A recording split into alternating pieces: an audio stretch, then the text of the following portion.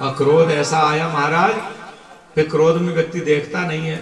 जनक जी को ऐसे डांट दिया, जनक जी हैं बूढ़े बुजुर्ग, और लक्ष्मण जी, अब राम जी ऐसे तो लक्ष्मण जी भी ऐसे होंगे 12-13 वर्ष के, और ऐसे डांट दिया जैसे छोटे बच्चे को डांटते। जनक जी का नाम लेकर के, माँ खे लखन कुटिल भई भौहें, क्रोध आ गया, उबाल आने लगा महाराज भीतर, भौहें टेढ़ी हो गई, रद पट फरकत नयन रिसों, आंखों से रिस दिखने लगी, होंठ फड़कने लगे, और क्रोध में आकर के कहने लगे, अरे रघुवंशिन महजा को होई, रघुवंशिन महजा को होई, तेई समाज असकाई न कोई, तेई समाज असकाई न कोई, कही जनक जस अनुचित बाणी, कही जनक जस अनुचित बाणी, विद्यमान रघुकुल मन जाने, विद्यमान रघुकुल मन जाने, सुनो भानुकुल पंकज भानो, सुनो भानुकुल पंकज भानो, कहो सुभावन कछु अभिमानो, कहो सुभावन कछु अभिमानो, जो तुम्हारे अनुशासन पाओ, जो तुम्हारे अनुशासन पाओ, कंदुक एवं ब्रह्मांड उठाओ, कंदुक एवं ब्रह्मांड उठाओ, काचे घट जिम्मेदारों फूली, काचे घट जिम्मेदारों फूली, सको मेरु मूलक जिम तोरी, सको मेरु मूलक जिम तोरी, तव प्रताप महिमा भगवाना, तव प्रताप महिमा भगवाना,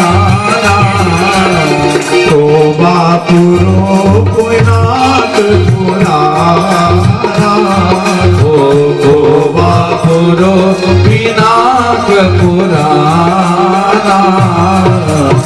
लक्ष्मण जी ने, अरे जनक, कही जनक अस अनुचित बानी, हे जड़ जनक, इस सभा में रघुकुल मणि विद्यमान है, मेरे बड़े भ्राता राम जी, उनके होते हुए तुमने ऐसी अनुचित वाणी कह कैसे दी?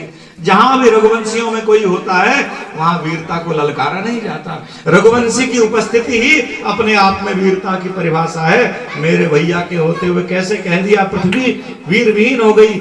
भैया को तो छोड़ो, अगर भैया की आज्ञा हो जाए तो मैं राम जी की ओर देखा, हे राम जी, अगर आपका अनुशासन पा जाऊं, आपकी आज्ञा पा जाऊं, तो ये धनुष तो क्या, इस ब्रह्मांड को गेंद के समान कंदुक ब्रह्मांड उठाऊं, गेंद के समान ब्रह्मांड को उठा दूं।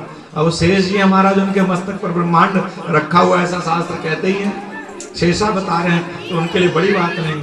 और उठा ही न दूं, जैसे कोई छोटा बच्चा बिना पकाए हुए कच्चे घड़े को खेल में छू करके फोड़ सकता है, काचे घट जिम्मेदारों फोड़ी, उस घड़े को ब्रह्मांड को ही फोड़ डालूं।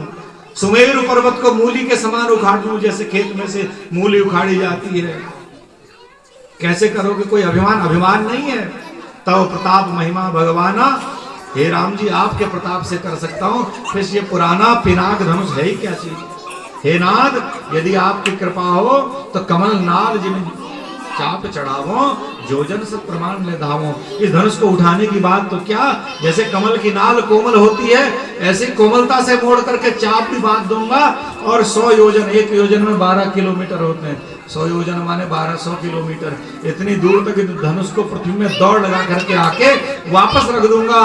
और तो और कि तोरों छत्रक दंड जिमी, छत्रक कहते हैं वो जो बरसात में हो जाता है, आज की भाषा में मशरूम कहते हैं, देहाती भाषा में कुकुरमुत्ता कहते हैं, उसको छाता जैसा हो जाता है।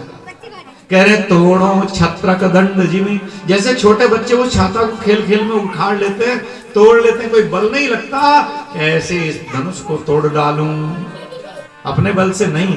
तब प्रताप रघुनाथ, हे राम जी, तब प्रताप बलनाथ, अपने बड़े भैया के बल से। और जो न करूं प्रभुपद शपथ, कर्ण धर्म धनुवाद, यदि ऐसा न कर सकूं, इस धनुष को नहीं ला पाया, 100 योजन नहीं दौड़ा के वापस रख दिया, तो शपथ लेता हूं राम जी के चरणों की, आज के बाद धनुष बाण को हाथ नहीं लगाऊंगा। ऐसा कहते कहते आवेश में आकर के लक्ष्मण जी धनुष के पास पहुंच गए। बस आप तो जब ऐसी ललकार लगाई, सभा में जो राजा थे वो भी शांत हो गए।